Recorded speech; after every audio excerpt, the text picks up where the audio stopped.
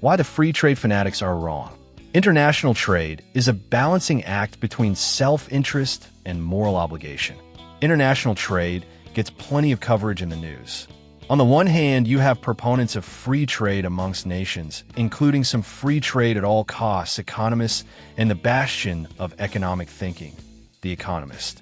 On the other hand, you have those who want to restrict the free movement of goods for a variety of reasons. To fully understand international trade, it is important that you also understand certain fundamental concepts. Encyclopedia Britannica describes free trade as follows. Free trade, also called laissez-faire, is a policy by which a government does not discriminate against imports or interfere with exports by applying tariffs to imports or subsidies to exports. When you think about it, free trade makes a lot of sense. The United States is the largest producer of wheat in the Americas. Brazil is the largest producer of coffee in the Americas.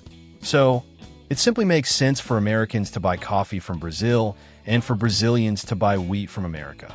I had the pleasure of visiting a produce warehouse in Los Angeles a while ago, and that company imported fruits and vegetables from around the globe, including ginger from China, grapes from South Korea, and mangoes from Mexico. International trade becomes a little more complicated when it involves manufactured goods. Encyclopedia Britannica goes on to discuss more on free trade. The theoretical case for free trade is based on Adam Smith's argument that the division of labor among countries leads to specialization, greater efficiency, and higher aggregate production. I think most of us can understand the concept. Germany might be better at manufacturing precision machine tools. The United States might be better at manufacturing aircraft, and China might be better at manufacturing frying pans. Better meaning the many attributes of what makes a product better than a competing product, such as quality, reliability, safety, and price. Therefore, it makes sense for Germany to buy planes from the US and frying pans from China, for China to buy machine tools from Germany and planes from the US, and for the US to buy frying pans from China and machine tools from Germany. The concept of free trade, whether it be for manufactured goods or agricultural products, is theoretically sound. Greater free trade lowers costs, gives consumers access to items they might not otherwise be able to get, and supports economic growth amongst nations. It is a win-win for everyone. However, free trade is not problem-free. There are major problems with free trade. Free trade works great when trading partners are on an even playing field. However, in many cases they are not. A manufacturer of barbecues in the United States is burdened by onerous labor laws, workers' compensation insurance requirements, environmental laws, zoning regulations, property taxes, minimum wages, and many other government-imposed rules and regulations that result in both higher materials costs and higher labor costs than competitors in some other countries. Not only is there often not a level playing field, but some other countries actively work to undermine the playing field by giving their own manufacturers special treatment that manufacturers in the U.S. do not get, such as low-cost loans, free or low-cost land, and a variety of other subsidies, including allowing the use of slave labor. Even worse, some countries engage in nefarious activities to support exports. Honey comes from bees, and in most Western countries a product sold as honey must come from a bee.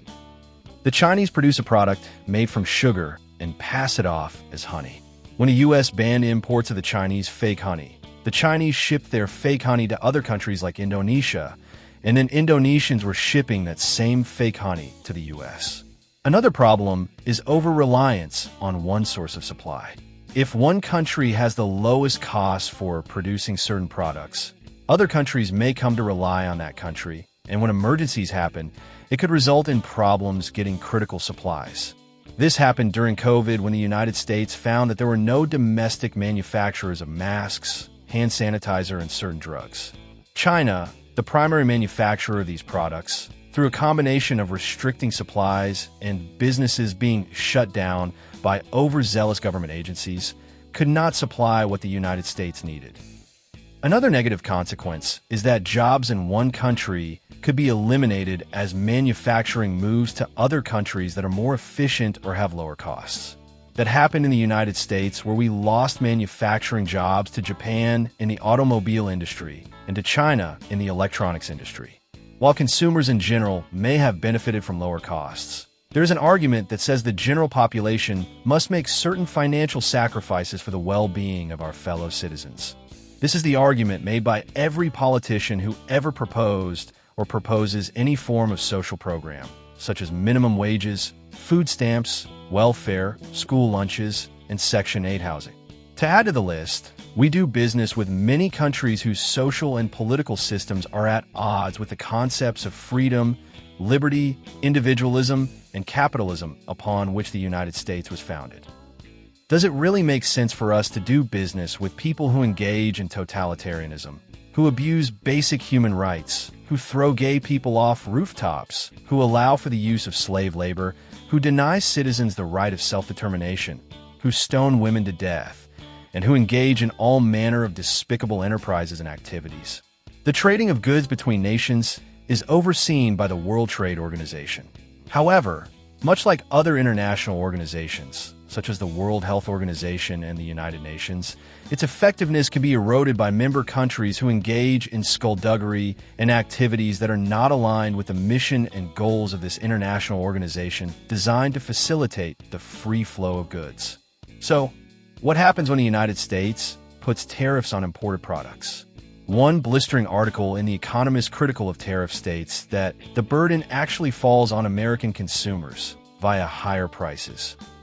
A 10% universal levy would cost each American household an average of $2,000 a year. So, a tax on goods from China will cost Americans, and average consumers will pay the price. With about 124 million households in the U.S., the burden of a blanket 10% tariff on all imported goods would be about $250 billion. I searched the Economist website for the term tariff burden on consumers.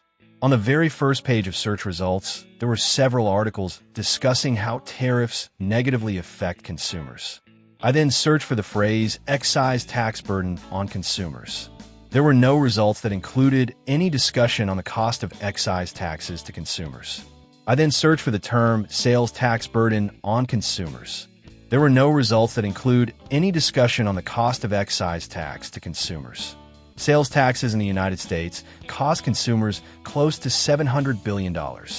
Excise taxes, special taxes on such things as gas, alcohol, tobacco, airline tickets, tanning salons, cost consumers in the United States another $900 billion. The Economist is surprisingly quiet on these costs, but somehow outraged that our government would collect taxes on imported goods. Why is it that government taxes on consumer spending such as sales tax and excise taxes seem perfectly acceptable to The Economist, but government taxes on imported goods to protect American workers and businesses from government-created trade disadvantages, international skullduggery, and criminal activities, over-reliance on foreign sources of critical supplies, trading with people whose personal value system is not compatible with that of Americans, and trading activities that hurt American workers is okay? Even The Economist begrudgingly admits that tariffs do help U.S. manufacturers and that tariffs on products from China have resulted in less reliance on China as the sole trading partner for many products. Free trade for all the reasons mentioned is not a good idea. However, controlled trade certainly is a good idea. If there is a role for government, it is ensuring our trade policies are to the advantage of Americans, or at the very least, neutral. To the degree that international trade hurts Americans, it should be expected that our government steps in and helps. I call that smart trade. As for tariffs, the government is going to tax us anyway, whether it be excise tax, sales tax, or tariffs. There certainly is an argument that tariffs are better taxes than either excise taxes or sales taxes. I have no choice with an excise tax or a sales tax, but I can avoid paying a tariff by choosing not to purchase goods manufactured in foreign countries. Of course, it would help if excise taxes and tariffs were a line item on a receipt, so we as consumers could make an informed judgment. One argument for free trade that never gets much mention is the moral argument. I could not find a single mention of this argument on the Economist website. However, the Cato Institute argues that there are numerous moral reasons for free trade. One reason is as follows. Free trade and free markets empower poor people by giving them greater opportunity to create wealth and support their families. By dispersing economic power more widely, free trade and free markets undercut the ability of elites in less developed countries to pillage a nation's resources at the expense of its poor. Proof can be found in the immigration patterns of poor people throughout the world. By the millions, they seek to leave closed and centrally controlled economies for those that are more open and less controlled. Poor people themselves understand that a free economy serves their interests, even if many of their self-appointed intellectual advocates in the West do not. We as Americans have a moral obligation to engage in free trade. On every product sold, whether in the U.S. or another country, there's a profit. Accumulated profits add wealth to any nation. Our system in the U.S., founded on principles of liberty, freedom, individualism, and capitalism, produced the economic powerhouse that is the United States of America. We produce wealth. Many other countries, with their systems, either do not produce wealth or produce wealth at a rate substantially below that of the U.S. When looking around the globe at starving people living in abject poverty, how can we best help them? One way is to give money to charity. Another way is to have our government give their governments money. However, neither of these strategies results in the creation of wealth for average people in those countries. However, by purchasing products or services from those countries, we in effect are exporting wealth and allowing average working people in those countries to create wealth. The Brookings Institute reports that the last 30 years have seen dramatic reductions in global poverty.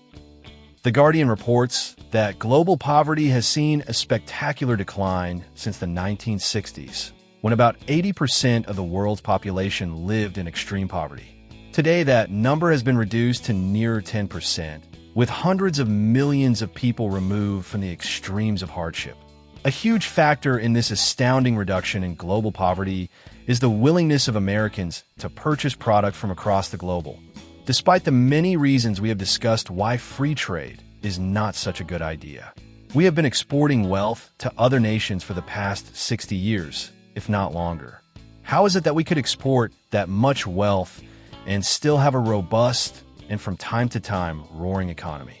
It is entirely attributable to our system of freedom, liberty, individualism, and capitalism that underlay our Constitution, our form of government, our social systems, and our culture. Perhaps one day, the people that lead the countries from whom we purchase goods will figure that out.